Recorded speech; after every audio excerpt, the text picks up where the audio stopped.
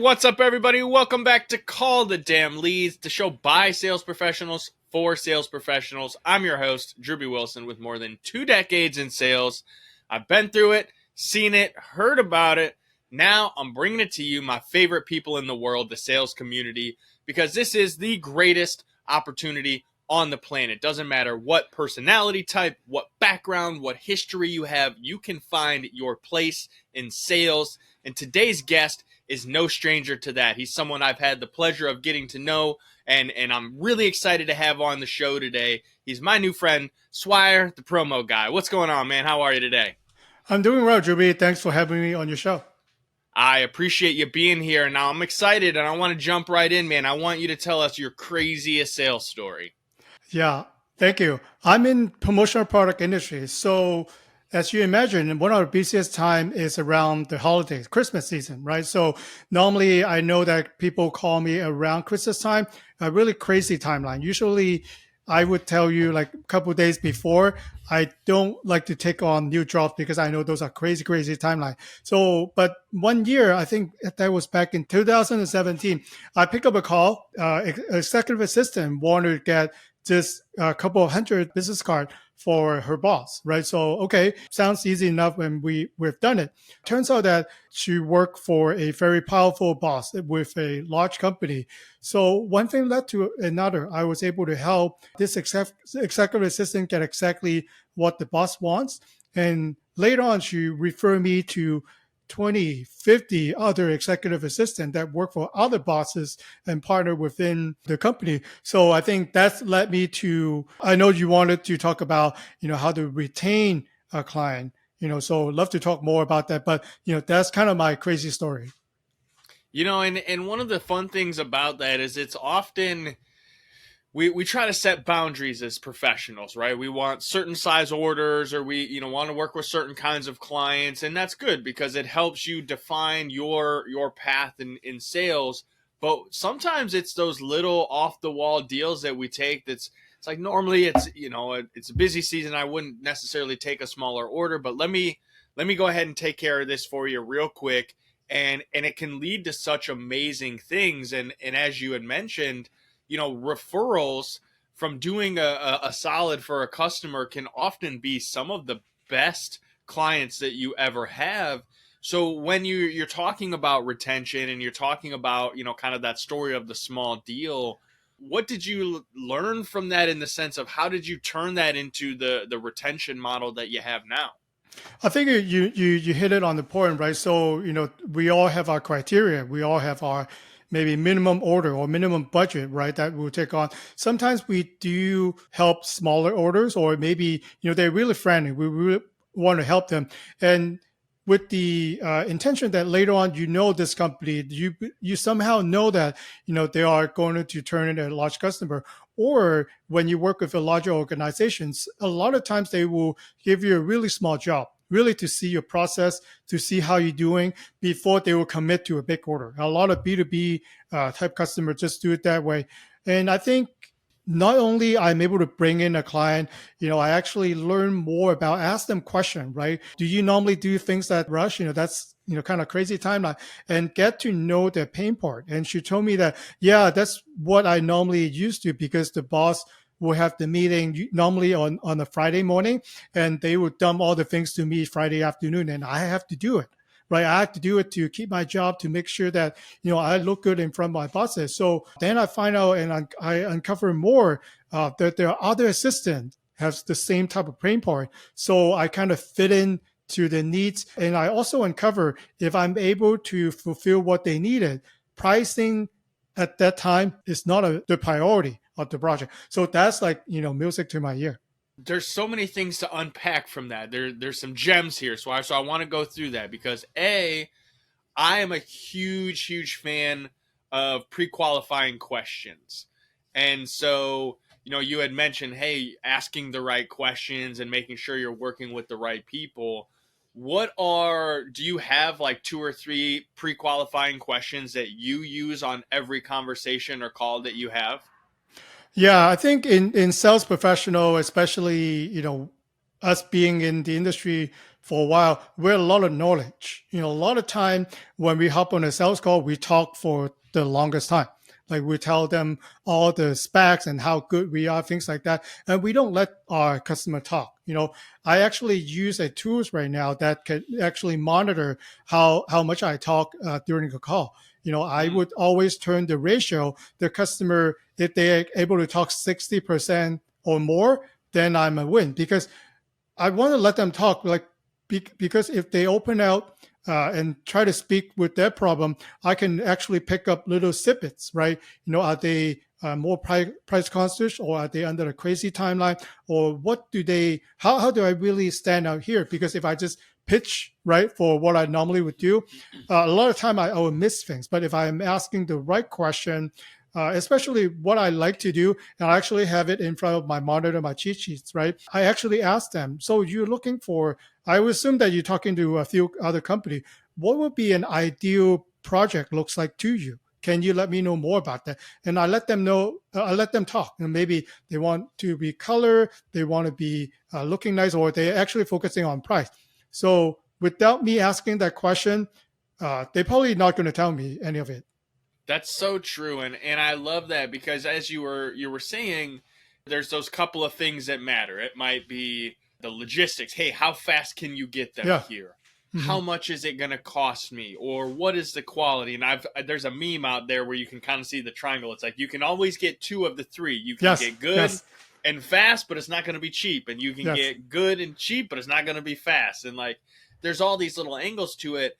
And I think that plays very well into what you had mentioned about the referral piece and kind of getting to know that executive assistant from your story, and them being able to send you multiple other high quality executives in the same situation, because then you set the precedent of, cool, we know that based on the relationship, your guy's going to come and hit us with last minute orders all the time. So here's what we can do. We can have some pre-order stuff where you order a little extra on the first couple so they're in inventory when he needs them. Or if they're a custom thing, hey, if you can get them to us by, let's say, 5 p.m. that day, our turnaround would look like this. Now we're going to have to charge XYZ. That's a premium price for a quick turnaround, but we can get it done for you. And I think that's so genius, Swire. So how did you get into promotional sales? What was that thing that led you down that path? We started the first company, if you're old enough like me, we started the first company in CD, DVD replication. So we actually make copies for record labels and film companies on physical discs. Along the way, musicians go on tour. They ask, hey, do you guys do T-shirts and hats that we could sell as merchandise? And film company asks, we're doing a red carpet. Can you fill out the gift bag for us? So that's how we stumble on to a promotional product. And hindsight is always 2020. In 2013, we sold the CD, DVD part of the business to our competitor here locally, and then focus exclusively now at promotional product ever since. That's probably a good time to get out of that business, because I don't see too many CDs or DVDs these days. And it's so interesting how that timing works and the pivot point. There's so many things we could go down this path. And obviously, I want to be respectful of your time and the listener. When it came to sales, right? You've got an accent. You're a little bit outside the box from a sales professional standpoint. What do you think is what allowed you? What's your sales superpower? Like, what's that thing that you lean in on that makes you a professional when it comes to sales? Yeah, thanks for asking that question. I believe for myself too. If I don't trust someone, I won't use them. That's my principle. If we have a relationship, I don't trust you, I'll never use that person. I try to do that in my own perspective. I will gain the trust of the customer. Obviously they have question, and I'll ask them some question to the point that they trust me. So our goal is not to get a million customer out there. Our goal is to get the most profitable client who will pay full price for our product and services and trust me to do our job. So that's a dream client that you don't get many, right? So obviously people will step in, they will want samples and things like that to verify, right? So that's part of the process. But if I ask everyone listening this question, would you rather working with a client that do their own research, nickel and dime you every single way, and email call you every single day, versus an ideal client that you build trust with, pay your full price, and then you just do your job the best that it's supposed to be. Which group do you rather working with? Ooh.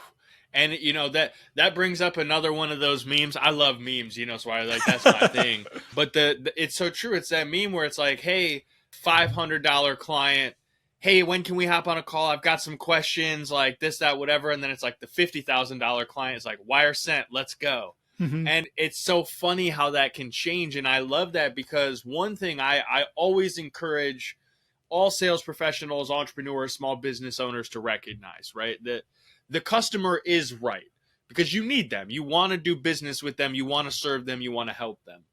And also, you don't have to do business with every single person who has a credit card and a pulse. Yeah.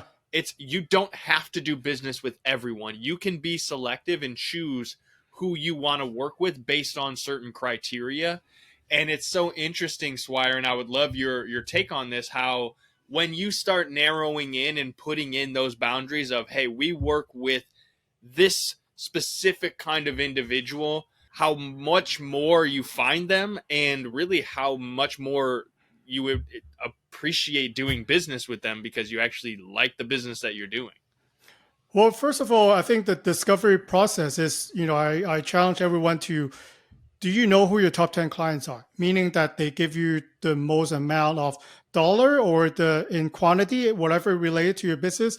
If you don't, you should have a check-in system, or we use QuickBooks. So basically, I will look at, QuickBooks for previous year, 2023, for example, which 10 type of customer order from us the most. And then I analyze who they are. Do they have a certain title? Is it gender specific? Is it where they're located? What do they normally buy from us? So to determine, if you fit into this category, chances are you could be on the way to an ideal client. What if you identified them, your top 10, and you can actually, you don't have to go 1 million client or 200 client. You grow your top 10 to the top 20. You have this 10 client that pay you the most. Chances are, if you know the 80-20 rules, 80% of your business are contributing by 20% of your client. So if you can actually grow that, you could probably double or triple your business if you do it the right way.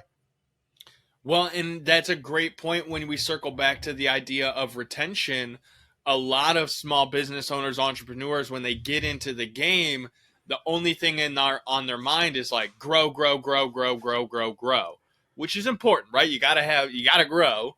However, you reach a point where retention and defending what you've grown to is really important, because the thing that I see a lot of people do is get on that hamster wheel of, well, I got a bunch of clients in, but now like I got a bunch of clients leaving because I can't, like, I'm not doing all the work. I'm not showing up and delivering on the quality, and they can't have that level of trust, which is the other thing you mentioned. So for you, Swire, how did you find that balance of, hey, we want to grow, and also I want to lean in on the retention of our current clients and start measuring who's buying from us multiple times, who's making one big order and then never talking to us again? Because that could be the difference, right? Someone might look at a spreadsheet and go, well, that's the biggest customer of the year. They made that $10,000 order, but maybe there's another customer who's placed 20 $1,000 orders. If you don't get clarity on that, you're not going to really know. So what was that big transition for you? Like, how did you realize you needed to start tracking that? Well, because I interact with a lot of people, especially marketing department, the business development. Normally, the type of contact that I have, they will come in and they spend money on promotional product to prospecting, right? For doing the trade show, going to events, they're giving away the item. But when I ask them, so let's say you get a client, right, with all your marketing effort, all your channels, right? So how much time and how much budget do you have for retaining them? A lot of them will blank out and they said nothing. They bought from us already, and then, we do a good work and they will stay. Chances are one way that costs nothing right now, everyone can do if you ever have customer, is to follow up with the customer after the sale. Ask yourself how many times you bought something, right? Either it's $1 or $50,000 that the sales actually check in with you after the sale. Unless they're trying to upsell you or your subscription is due for renewal, you don't hear from those people. Like, is Yeah. that the right way to build relationship? Well, and here's something that's interesting for me, Swire, because like I'm in the high ticket space, right? We do coaching, we do consulting, we have a great podcast, and we have an e-com store. And so I'm also super hypersensitive to the process of the customer journey. That to me is really, really important. And the other day I was on a Facebook ad and I clicked in and I started putting my name and information in and I backed out of it. Everybody does that. Mm-hmm. But the way that these guys followed up with me was so wholesome. Like they called me, they texted me, they sent me an email with a funny meme in it. But everything that they did was, hey, we appreciate you taking a look. We'd like to give you something of value additional. Are you open to receiving it? And the process was just so good that like I found myself just wanting to keep going along and keep going along. And it went, they gave me a $10 deal. They're like, hey, listen, buy this thing for $10. If you like it, then come back and see us. And that's kind of like what you were doing. Hey, let me send you a couple of promo things to see what you think. And then how often do you go through a situation where you give a little on the front end, right? You send a couple of examples, promo items, and then they come back and they start placing multiple item orders. Does that happen to you guys a lot? Yeah. So what I like to do is go deeper, right? Think about, after someone use your product and services, so at that time when the deal is done, you're most likely to tell others about what Drewbie has done for you or what Swire have done for you. But if I don't ask and if I don't ask you for the referral or the call to action, you might forget. Like if I check in with you 6 months later, probably you forgot. Like, oh, okay, I kind of remember the name, but what did we do with you? Like they don't remember. So I think promotional product, I kind of learned it from the musician, right? When you go to a concert, of the musician that you really like, the band that you really like, what would you do? You buy T-shirts, you buy hats. And what would you do the day after? You wear the hats, you wear the T-shirts to work. When then you hang out with friends, you also wear the same T-shirt. Then your friends, maybe they haven't heard of the band before. They'll ask you, who's that band T-shirt that you're wearing? And then you pay for the T-shirt, by the way. It's $50 plus. Now we'll tell people all the things, all the songs about the band. And you can actually do it in the sense of a business, so all your purchasing, all the customer who have purchased from you will actually be your mini ambassador. By you, with the cost sending them the gift, then they will actually tell people around them about the experience for your product and services, while wearing your logo become your mini billboard. So this becomes very strategic, and you actually a very good point to follow up with them after you know that they received the gift for your referral, for your call to action, or if you like, maybe there's additional packages that you could sell on top of them. It's easier to be done while they're happy. Oh, that's such a great point. So many people forget, and I think it's just because they're excited to have closed the deal, right? They've worked so hard to close the deal. Now they're like, I don't want to be pushy. I don't want to pressure someone. It feels icky to ask for referrals, but that's the best time. Because after they've already cooled off and they're like forgotten about all the great things that you've done for them, and then you ask for referrals, they're like, well, sure, I might know somebody, but it's just not the same feeling. And there are people that love to give referrals, but the best time, and Swire, you're so right about this, is at the time. Hey, we've gotten everything. I know you're super excited about this. Who else do you know that would love to solve this problem that we just solved for you? Because I'd imagine you had to talk to somebody about it along the way, right? So who do you know that might want to go through this, and how can I get a hold of them? Yeah. Just that question. It'll make you a lot of money. Swire, how do you guys like to go about it? Do you have a different process than that? Well, the best I've learned is actually from a contact of mine. He's a financial advisor. As you know, those type of professionals, you can't put ads really on it. There's a lot of restriction. But what he likes to do, he actually coach his client. So when he knows that he's getting a new client coming in, he will actually lay it out up front. Like, new client, if I'm able to help you with your finances and you like the process that we are doing, would you mind to refer me to a couple of your friends that are in similar situation? And then they will onboard the client. once they get a couple of steps into it, and then he'll reintroduce again. So a lot of times when we give out names, some of us are more conservative. We don't want, our friends or, our colleagues to get calls from people. But if it's someone that prep us to know, then we're already circling names in our head. And then when you actually go to ask for that referral, then the name is already there. And then they don't just go back and, oh, I forgot, right? Something in my life happened and then they didn't give you that referral. So you can actually teach them before. If you like a product, are you willing to, maybe tell a couple of our friends, or maybe you just want a testimonial, or maybe you want a case study for the client. So you can actually prep them up during the process for that. So I think that would be a better way if you wanted to throw this in, the funnel doesn't stop when it drops to your bucket, right? You have to spread it out so you actually grow and harvest it.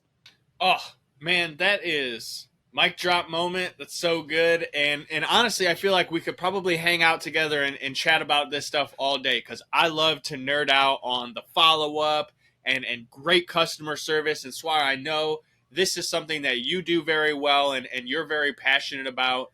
And also respecting for everybody's time. I want to make sure that we give them that. Now, I've gotten some gems out of this and I'm writing down and circling those notes in my head as well. And so if anyone was here listening and they got some value out of what you shared today, what would be the best way for them to come and find you? If they're in need of promotional swag, like how can they reach out to you? How can they come in and get a hold of you and go from there? Thank you so much. I'm on LinkedIn all the time. So if you look up, the name is on the screen right now, Swire Ho, #the Promo Guy. You can connect with me. And if you wanted to learn more about promotional product, do a Google search on me, Swire Ho, #the Promo Guy. You'll see different products for you. If you have a unique needs, maybe you have certain client that you want to reach out to grow your retention program, go to our website at GorillaPromo.com. Reach out to me. Happy to learn more about what you're doing and to better assist you. Yeah, I know I'm going to be following up because, I sell all kinds of different swag, so I'm always looking to see who's got some different kinds of gear that I can check into. So you'll hear from me, Swire. And again, if you liked the show, if you enjoyed it, share it with your friends, post it on social media, tell somebody about it. That's what we're here to do. We want to help Swire drop some absolute gems on sales, follow-up, retention, service, so many things. Make sure you go back and listen to it twice. Share it and tag us on social media. Swire, thank you again for being here with us today, man. And as always, if you enjoyed the show and you've got an awesome sales story that you'd like to share, head over to callthedamnleads.com/podcast. Send us your information. Let's get you plugged in. We'd love to have you on the show because more than anything, we've got amazing people out there, and this is an industry where you never know where you come from, but we know there's always something to learn. So, Swire, thanks again for being here with me, man. Thank you, Drewbie. You got it. We'll see you guys on the next one. Go call the damn leads.